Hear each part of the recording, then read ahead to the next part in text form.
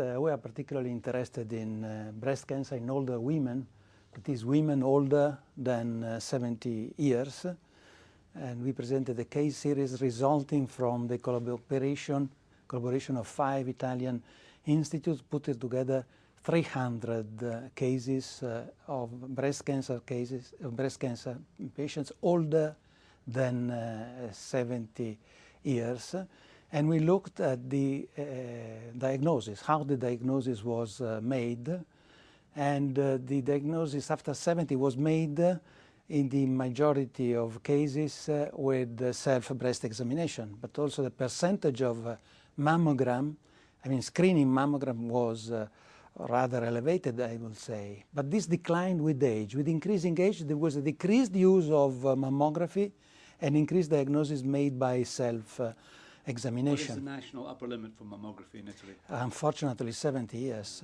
So it's reimbursed up to 70 and then not. But still, these women were engaged in screening programs and continued after 70, and this was useful. And we saw that there was an increase of the T stage with increasing age. I mean, the T1 was decreasing after 70 diagnosis, and D2 was increasing.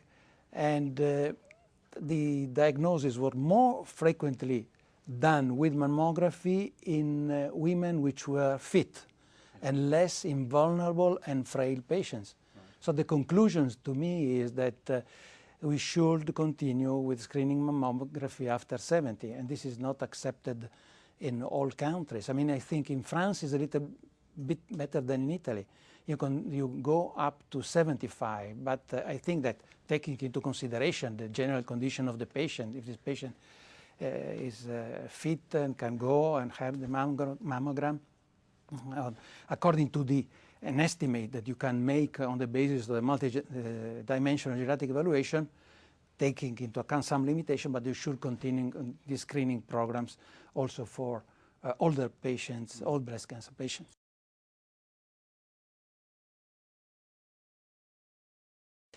I think after 70, after 75, and then this should be made on the basis of a multi-dimensional evaluation. For example, if a woman has an Alzheimer's disease, if she can't move or she's bedridden, it's much more important to have a examination done by the physician. I mean, but the aim should be to increase the screening program, to expand the screening program also in this age group. And that will save lives.